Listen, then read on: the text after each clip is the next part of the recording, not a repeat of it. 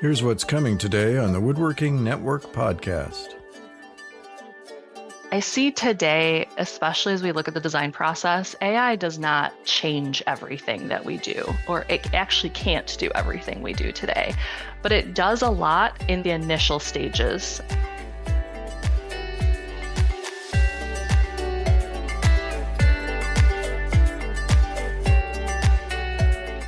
Welcome to this episode of the Woodworking Network podcast. Join us as we explore the business of woodworking, big and small, and what it takes to succeed. I'm Will Sampson. Today's episode is sponsored by FDMC Magazine. Today my guest is Vanessa DeKoekkoek, a product manager at Sinclair. She has a long history in kitchen and bath design and has some interesting things to say about technology and artificial intelligence in custom woodworking. But first, I want to talk about bots in the shop. We still don't have skies filled with flying cars, but it's looking more like there could be a bot in every shop. The future never looks quite like we imagined it in the past. Old Buck Rogers comics and movies don't look much like the 21st century we are living in today. And we're still waiting for those Jetsons maid robot to clean up our house. Cats riding Roombas just don't cut it. The original Star Trek series did pretty well with some of its more mundane inventions coming true. Automatic doors, pocket communicators, computers taking voice commands are all a thing. But we're still waiting on warp drive and the electronic transporter.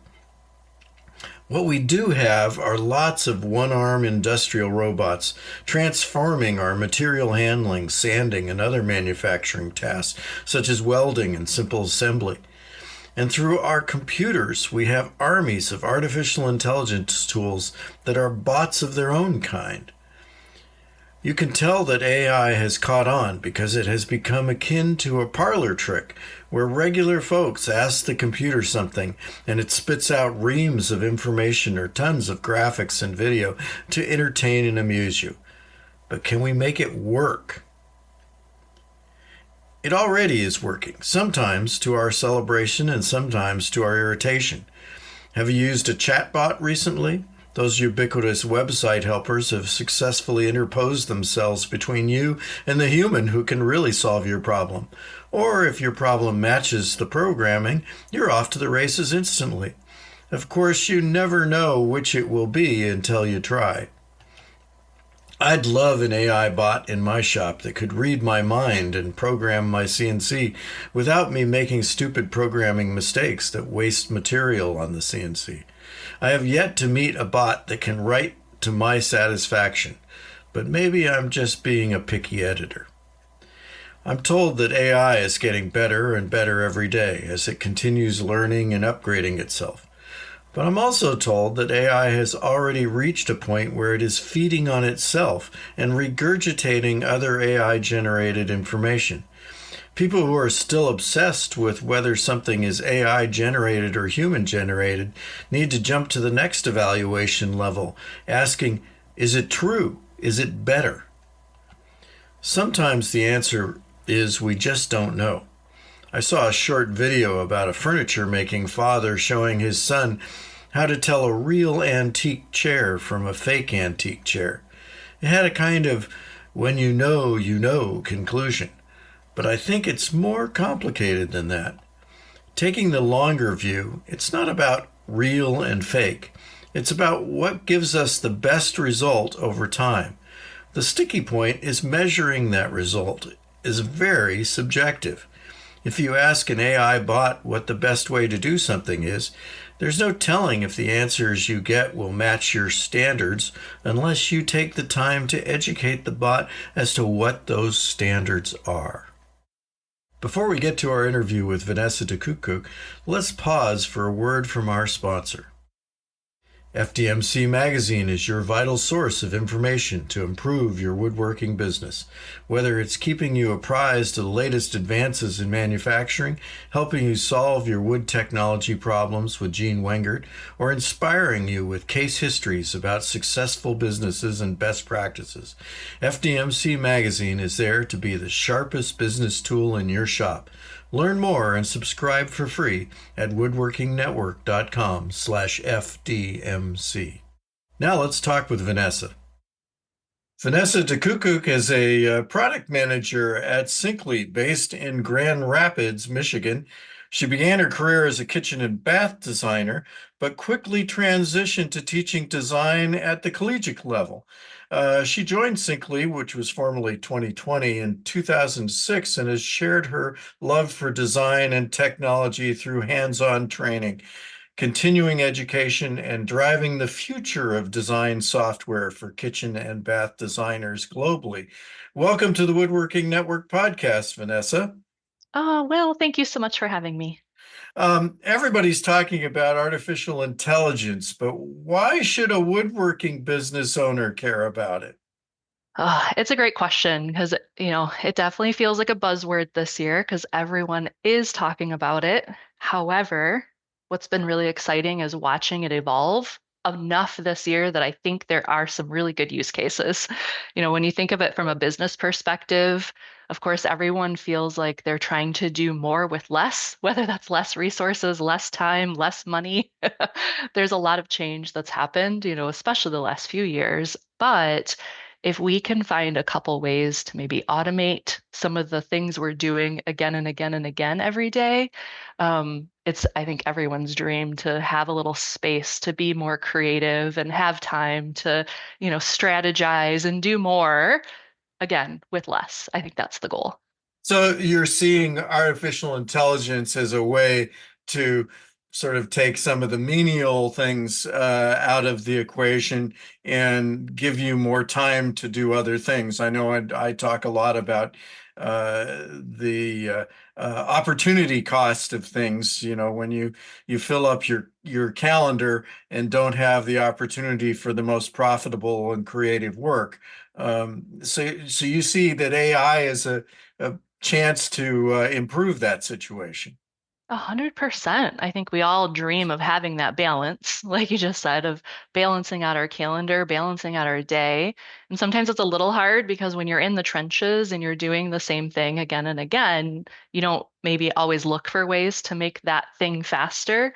But there's so many scenarios or so many examples, or I just try to like step back and think like, is there something that I'm maybe not super great at or super comfortable with? Chances are there's probably some AI technology to help, like help bridge that gap or help me do that task easier. Now, can we get into more specifics? I know probably there's a lot of people in the audience who have played with Chat GPT or Gemini or something like that. But what's a real practical use for a woodworking business? How Yeah. how can they use AI? Yeah, there's so many cool examples. Now, I'm going to tell a couple scenarios from my perspective as a designer. Typically, most of my career has been focused on kitchen design. So I've worked with a lot of clients where they're doing a remodel. And we all know, being in this industry, that most people have never gone through this experience, or if they do, they have limited information that they've probably learned from a TV show on the weekend, or, their expectations might not be exactly aligned with what's real. So there's so many things out there now to help either the consumer or the professional designer or somewhere in between go into a space and survey that space with like a phone or a tablet. That could be simple tools to measure. There's tools like Magic Plan.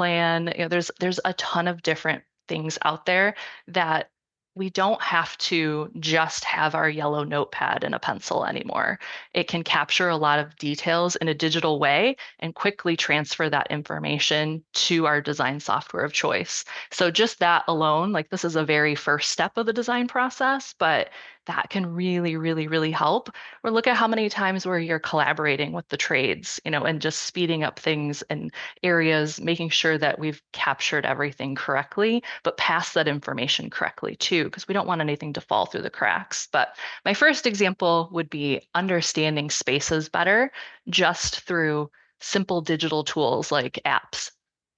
So I'm trying to get a little more into the understanding of what exactly do these AI apps do? What kinds of are there they collecting data from the web, or what are they doing in the background that is going to help us? Yeah, one of the strongest things that I've seen done recently is leveraging things like LiDAR technology, which again helps with measuring spaces. So a lot of these tools can be married to tools that we're super comfortable with, like laser measures and such. But many of them, you can just look at a wall and it will auto detect where all the doors and windows are, and it'll give you a measurement that the designer can go through and verify on the job site in minutes. So fast. Wow, and the accuracy is uh, enough to machine to? It's the million dollar question, right? How accurate is it? So in many cases, it's close, but they're always editable. Is that a word? To be able to go in and verify that dimension. As designers, we always want that control to make sure we've got a little bit of wiggle room. Or heaven forbid, we're going into a job site that maybe isn't completely finished. So we need that a little bit of space to design around.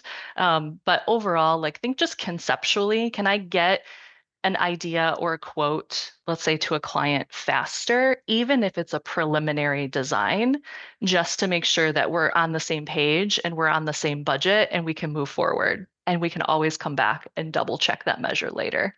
Yeah, I've talked to some architects who are using some of the LiDAR technology, and even just what's on their iPhone or whatever, and able to apparently accurately measure, kitchens and whole rooms and all that, even without visiting the client sometimes, using pictures and things like that.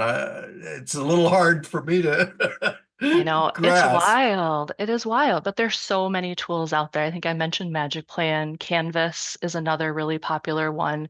And there's even some tools like Polycam. A lot of them have free entry points, so you can download the app and try it. So you can love it or hate it, but it's definitely something that I think imagine if you were buying a new kitchen or buying a new house and someone came in with this technology. I think it just really gets the consumer like engaged right off the bat too, because they're like, "Whoa, what is that tool that you're using? This is cool." They get really excited about those things. So they aren't saying, "Oh, you're just pushing this off to some AI bot to design it." It's not. I think some people, particularly since we come from a area of craftsmanship, some people see AI as the enemy, and that it's a substitute for creativity and craftsmanship rather than a tool that they can use to be more creative. That's really well said. Exactly. I see today, especially as we look at the design process, AI does not like change everything that we do, or it actually can't do everything we do today, but it does a lot in like the initial stages. Anything that's like inspirational, anything that's really in those first handful of steps that you're taking to really get everything collected for a design. There's a lot of tools out there to like analyze images of things to say if a client brought in an image of something that they really love and you're like, uh-oh, I don't know that I have a source for this. With one click, you can find the sources. Like it's super easy. Google Lens, I've used a million times, and that could literally be for anything. But when it comes sourcing things for products, like when we get later in the design process, when we're actually designing and defining that space, the tools they're trying and they are getting better, but they're definitely not perfect. And I think the biggest challenge right now that designers are really trying to figure out is can it actually design with the products that I'm building or that I'm selling? Most of the things are very general and give you a concept of maybe color or space, but it's not necessarily matching it to this product number that you can order from this source. Right, right. Yeah, I think that the real power there that I see in some of that is uh, the ability to search things. I mean, I had a situation just a few days ago where somebody was asking me about buying a business, and uh, they actually used AI to find a story that I had written, I don't know, 10, 12 years ago, uh, and had, the name of a person who bought a business. And I don't think I could have come up with the name of that person. It was a long time ago. There's a lot of information out there that it can leverage. And so many of the tools now, like you mentioned Gemini earlier, it leverages Google. So it's pulling from a lot of historical data, but also a lot of current data. So I think it's becoming like just such a great resource to find exactly what you need when you need it. Of course, you do have to add your human input there. I mean, I've used it to do things like try to improve headlines and things like that we're writing for articles. And you know, typically my experience is that it'll give you a bunch of ideas, and none of them will be exactly right, but are enough to uh, spur you to come up with what is right. Um, Exactly. Exactly. It's like you have an assistant and they just gave you all these ideas and you're like, you know when you see it, or you know when you're like, oh, that's the word I was looking for. That's the thing I want in that headline.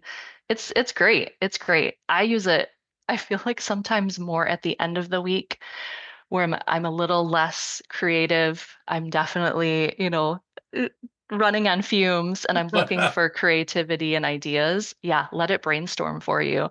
Or have you ever used it to help critique you? So you've got like a basic, bones or skeleton of something, input it and have it review it and give you feedback. Is it the right tone? Is it the right, feel of what you were going for? It's always fun. so for a kitchen design sake, could you, do a design and then get a critique of that? Yeah, I think we're getting much closer to that. I haven't seen anything that does it great, but because it can be fed a lot of solid information like NKBA guidelines, or maybe there's local codes, those types of things, I think we're not far from. Where I've honestly seen designers use it the most is to help them communicate either with trades or with their consumer in ways where, when something comes up and it might be out of your control and you just get a little heated or a little passionate about it, um, you can ask things like ChatGPT to reword your email that maybe is a little bit too brash.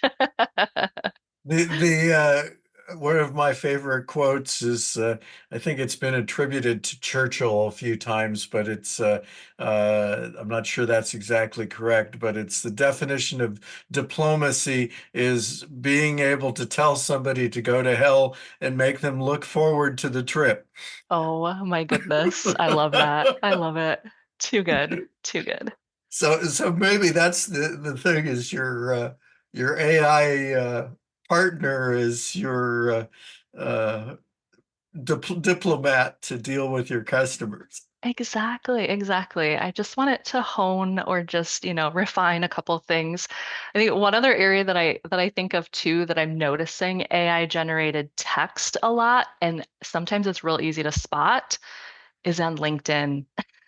Yeah. Some, and I've used it myself too, I will admit. But sometimes I'm like, ooh, that looks like straight AI generated. Like, is that really how you felt? Were you really that excited about this thing that you're talking about? I don't know. It's kind of funny. Well, and I think some of those things that are tip-offs to AI as it exists now, like you see it on Facebook all over the place with overlong posts that just keep going and going, and that isn't necessarily what you want to do to communicate. Right. It's we used to in journalism talk about a notebook dumping. Just because you took all of the notes doesn't mean everything has to be in the story. And the same way with doing a design for a kitchen, you want to have the most efficient thing. More isn't always better. Absolutely. Absolutely. It totally makes sense. Yeah, you can usually have like those telltale signs. I know a lot of times for designers or anyone in the design community, they're looking a lot at generative AI, which is more creating images, right? Creating these great pictures. And since you brought up Facebook, you're seeing a lot of these groups starting to pop up with really, really impressive images that at first glance make you stop and look at it. But if you start really, really looking at it, the telltale signs are super, super easy to spot right now. Things like cabinet hardware is never perfect. It's usually a little offset or maybe a mix and match that doesn't really make sense. We're in the Um, wrong place. yeah, it's bizarre. Or faucets. I've never seen so many organic, winding faucets ever in my life because they're all AI generated. So it's sometimes those details that like a designer can, or someone in our industry can teach the consumer or teach that like end user, hey, like there's a little bit of a difference between something that you can just, get out of AI in seconds versus what I can offer you as a service that is going to be real. Now, yeah, does it that brings up the point is, are the consumers going to AI and trying to, short circuit the designer? Has that happened yet? Oh, I'm sure it has. I'm sure just because there's so many tools out there that are free or have like that free entry point to try to see what happens.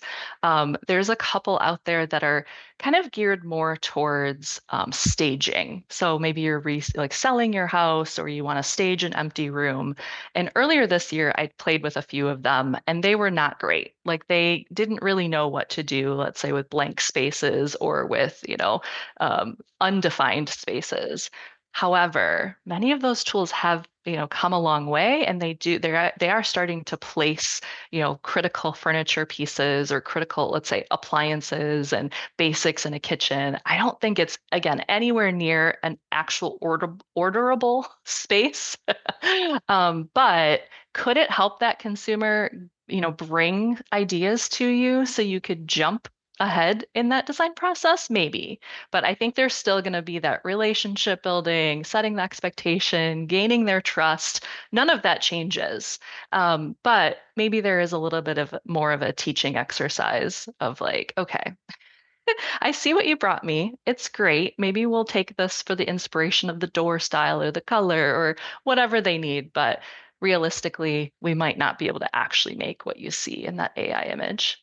Yeah, it's like when a customer comes with their Pinterest album or whatever and says, I want this, this, this, and this. Well, you have to temper that to some extent and say, well, we can do that this way or that way, or you need to bring your expertise in. Like I know some years ago, it was all the rage to put microwaves over the stove in a design incorporating a vent or something like that, and people didn't think about, well, I'd be reaching kind of high to get into that, and it might actually be dangerous when something hot comes out of the microwave, and so you've got to add your expertise into whatever the customer comes up with. Right. I mean, at the end of the day, and I think there's a lot of people in this industry that chose this path and studied design, and the whole focus from day one was creating safe spaces, spaces that are inspiring, that we enjoy, but at the end of the day, like are safe to live in, to work in, to do everything in. And regardless of who it is, like everyone wants a really beautiful space to be in. Now, how is Syncly incorporating AI into its software products? It's super exciting. So at Syncly, we've got a number of tools. Some of them do have AI built into them already, and some are right on the cusp. We're going to very, very, very, very excited for the beginning of next year because we're going to see quite a few of them that add some tools. The one I think most people are going to be most excited about has to do with rendering. Because obviously, going back to setting expectations for our clients, it's always a challenge to render at a really, really high quality that can set the right expectation with good color clarity and good, style of everything that's configured. But obviously, rendering or doing those final details take time. So we're seeing a lot of potential in basically having buttons that are one click away that do something called upscale. Upscaling a rendering is basically like just adding depth, adding better finish quality to them. So it's not changing the design at all. The designer is still in charge of everything that's in that layout. But imagine sometimes it just brings it up a level so it looks like an editorial photograph. It really looks crisp and clean and doesn't look like, a fuzzy, I don't know, kind of basic Crayola image, if that makes sense. So adjusting the lighting and textures and things like that. Yeah, yeah. And it's so exciting when it comes to textures because, we work very, very closely with many, literally hundreds of manufacturers. They spend a lot of time and invest in those textures in their catalogs, but imagine how often catalogs change. And they want that catalog to be the single source of truth, to have all the right information, but sometimes it's not exactly right, or it might not be exactly what the designer is trying to show. The color whites, for example, are always super hard to render. It never shows the white that they want. But imagine if you could then design it, click a button, it upscales it, and now that white looks crisp and clear, or some of those finishes just look more realistic. It's not that long ago. I know when I was a designer at the very beginning, when baby Vanessa, I remember the very, very first design that I took the time to render a space. And I printed that rendering out and I was so proud of it. And the client literally looked at it and like flipped the page to go to the next thing. And I was like, hold on, can you just appease me? Can you go back and just appreciate that rendering just for a moment? You have no idea how long it took me to get to that level. And that wasn't that long ago. So to just think like now the expectation is to render everything, every angle of the room so that that client can experience it well before they invest in it. It's Like a exciting. virtual walkthrough kind of a thing. Yeah, Yeah, there's yeah. tons of potential there. Yeah, yeah. Well, and that's something too that for the less initiated shops, I always emphasize, that's a huge sales value uh when you're trying to work directly with a client to have a realistic rendering of their project. And because, maybe we in the woodworking industry can look at 2D drawings and visualize what the final project's going to be, but the reality is that our customers mostly can't, and they're going to pay more attention probably to the rendering than they are to floor plans and elevations and traditional drawings. 100%. 100%. It's funny. I have a few friends that are not terribly visual, and I just love to poke and prod them and like, how does your brain work? Like, I can only imagine things off of floor plans and elevations, or I can only imagine spaces, but it is kind of a superpower that designers have when they look at those things. And there's always areas too, I think of, again, as a designer, there's some like usually technical spaces that a lot of people don't have a ton of experience with. Personally, I was horrible when it came to appliances and lighting. Nobody had ever taught me how to specify those things or how to plan accordingly. I always relied on someone else to give me that information. But I think we're going to start seeing some additional improvements with AI. Like, what if I could do a more accurate lighting plan? What if I could, gather some ideas or concepts or get the right information because AI will have all of those details. We're getting there. It's getting close. That sounds great. Now, what's the best way for woodworking businesses to start experimenting with AI? Oh, that's such a good question. Wildly enough, there's actually a lot of websites out there that you can literally search like AI tool for and then fill in the blank. Like, is that company looking for a way to render? Are you looking for ways to ideate with a client? Are you looking for more, maybe business related things like what if I need like a chat bot on my website? I feel like there's an endless source now to literally just search either using an AI tool or just searching the web because there's so many out there. Personally, one of the things that I did when I first started really looking at this is I listened to another podcast that's put out by the New York Times. And the name of it is, oh my gosh, now that I'm trying to think of it, it's just lost on me. It's a really funky name. I'm gonna look it up right now on my phone as we're talking about it. It's Hard Fork. Okay, so if you've never listened to Hard Fork, you will really, really love it. Most of their content is all around AI, but it's two very technical people that can talk like as if you're just sitting there and having a drink after hours with them. They're very easy to listen to. Interesting. So the and a lot of these things too, as you mentioned earlier, have free entry points that they can try before buying if it's a product that buy. And of course, Gemini and Chat GPT are available for free to play with, to give a taste of that. But I think we're still really in the experimental stage here. So it's worth playing with, and getting some of your own experience. Absolutely. Hey, I saw a statistic, I think it was just within the last couple of weeks, that was put out by the Harvard Business Review. I thought it was kind of interesting because again, looking at this from a business perspective and what should I be paying attention to this? How important is it? And they were estimating that more than 40% of like all of the US work activity is either going to be augmented, automated, or completely reinvented because of AI. So there's a lot of movement right now. And it'll be interesting to see like who's the first to really leverage, who's the first to really stand out and find that sweet spot of using AI with their incredible workforce that they have. Wow, wow. Well, it's definitely interesting times, and we'll likely have you back on the podcast to go into this in more in depth. It's sort of a unending topic, that's for sure. 100%. I would love that.